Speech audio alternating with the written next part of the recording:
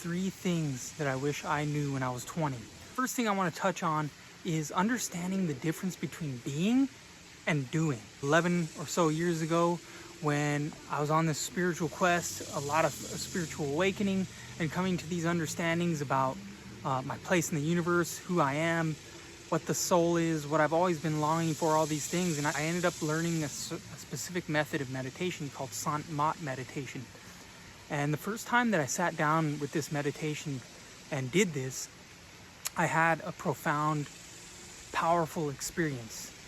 It was the first time that I had gone this deep into a level of awareness where I could see that I was completely separate from my body and my mind. Now, I was in my body and mind, but I realized that I was not my body and my mind. And I had the experience that everything that I had been thinking, everything that I had been going through in life, everything I had been doing was apart from this awareness and this presence that I was in at that moment. And it was all these different extra layers of identity, all these extra layers of things I thought that were moving me towards my goals, but in many ways in that moment I saw were actually a hindrance to me and were just creating more of a workload, more of a, more weight that I was carrying along the way.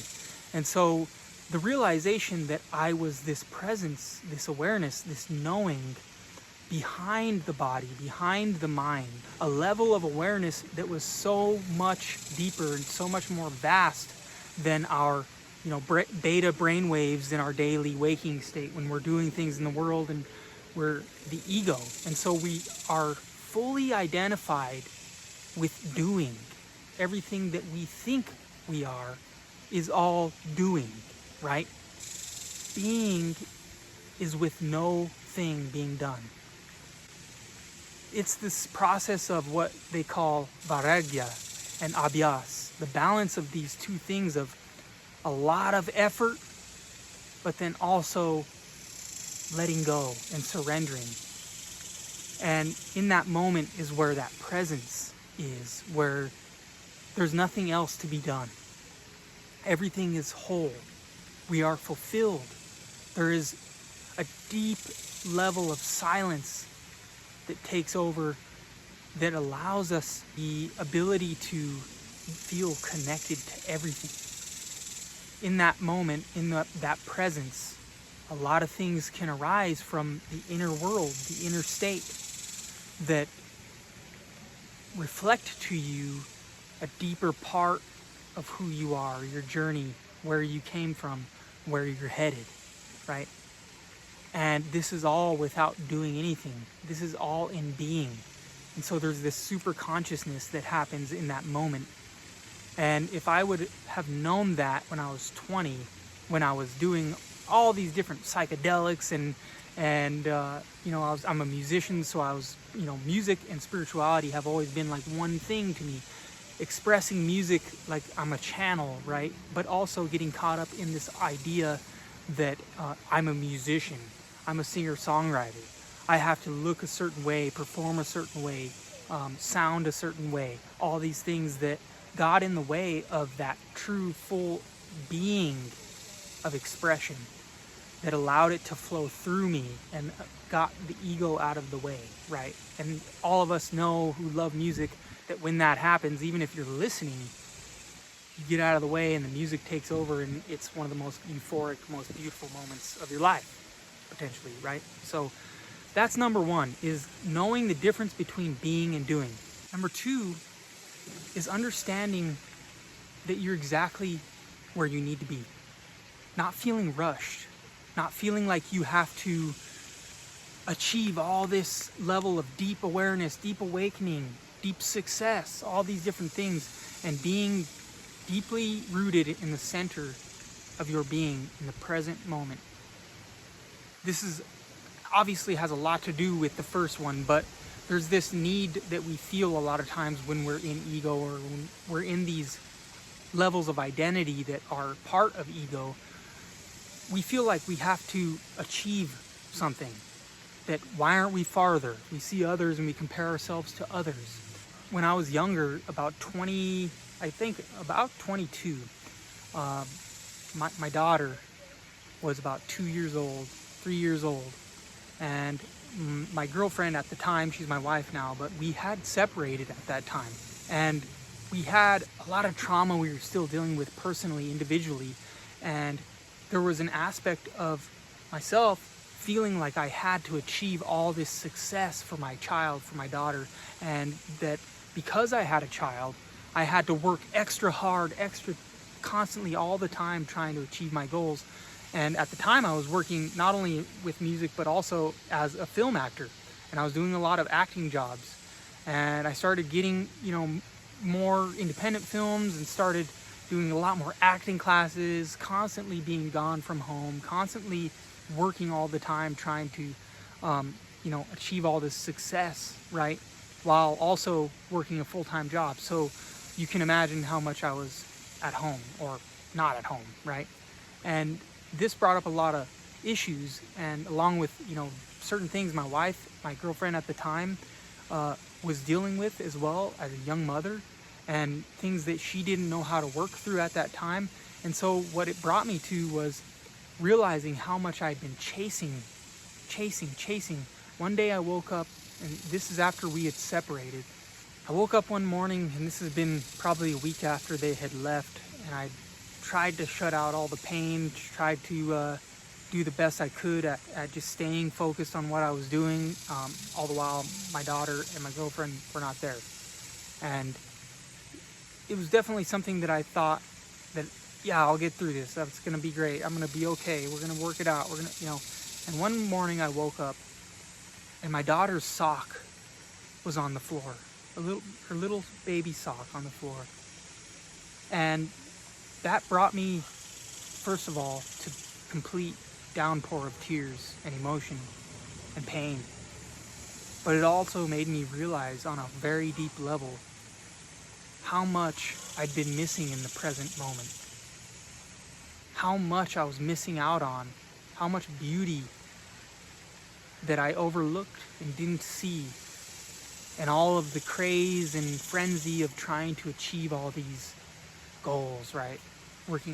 Becoming a famous actor and, becoming a rock star and all these different things that, my whole life I thought that's what I should be doing. I was meant to do this, right?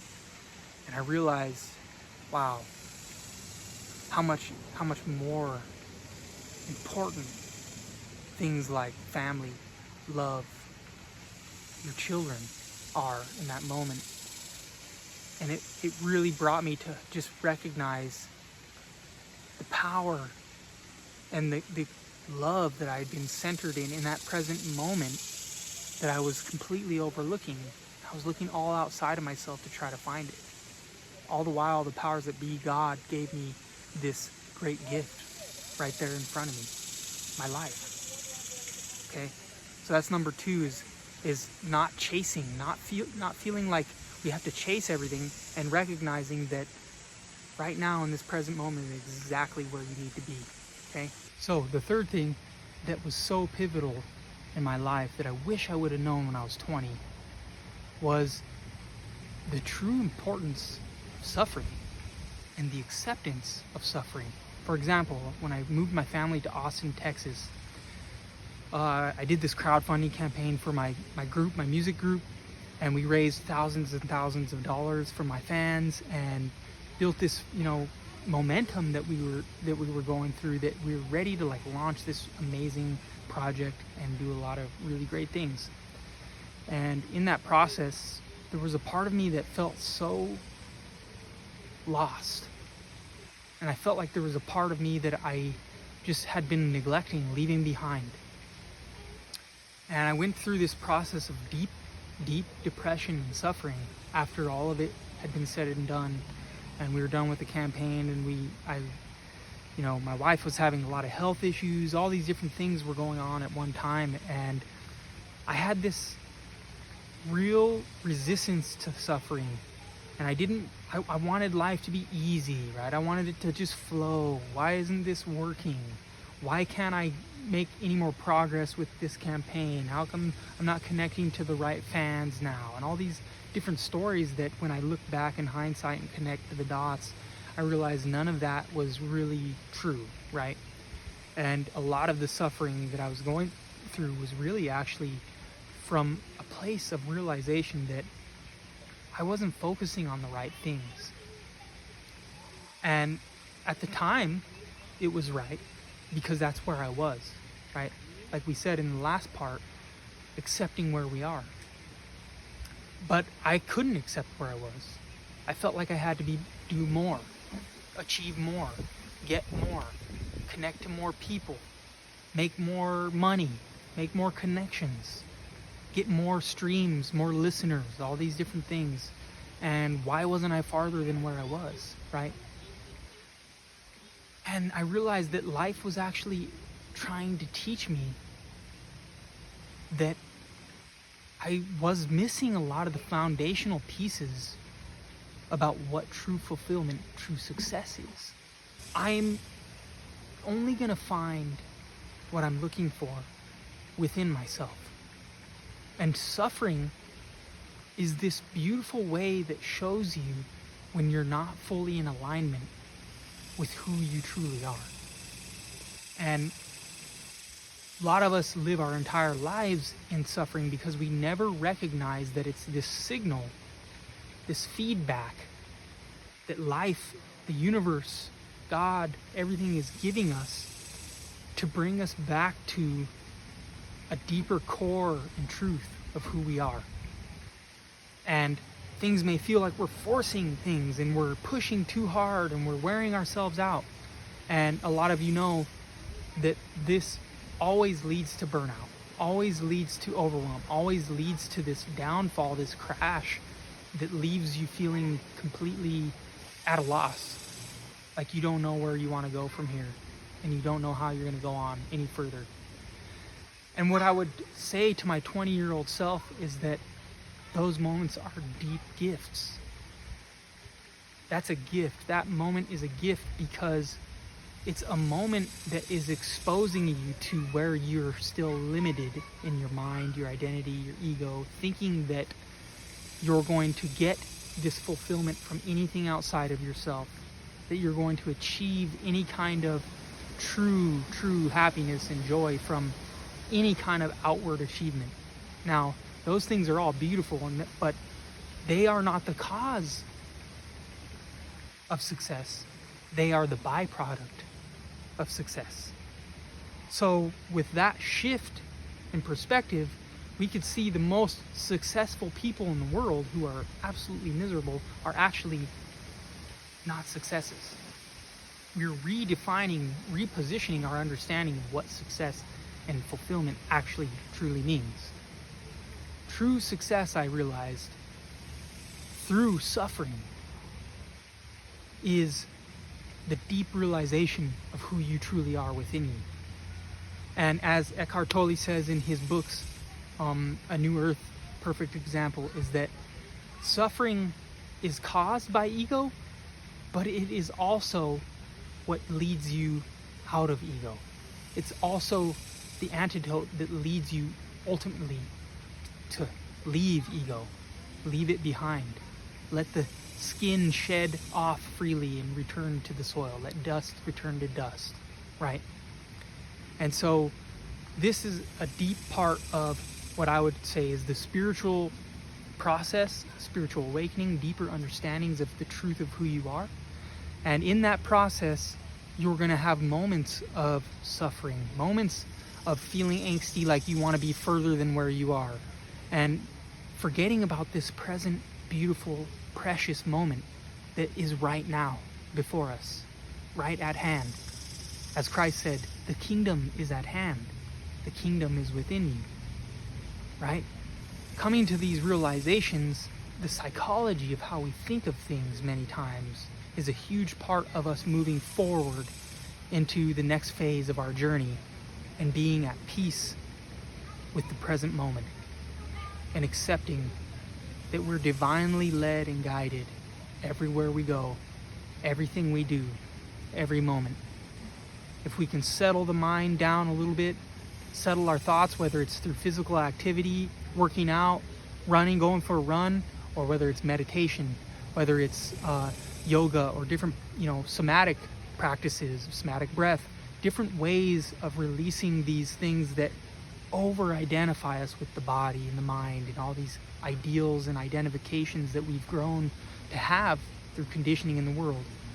Just settle it down and find your way of coming to peace in the present moment. You're exactly where you need to be. All right, my friends, blessings and love. JJ Rochelle here with Awaken Your Truth, and I look forward to seeing you in the next video. All right.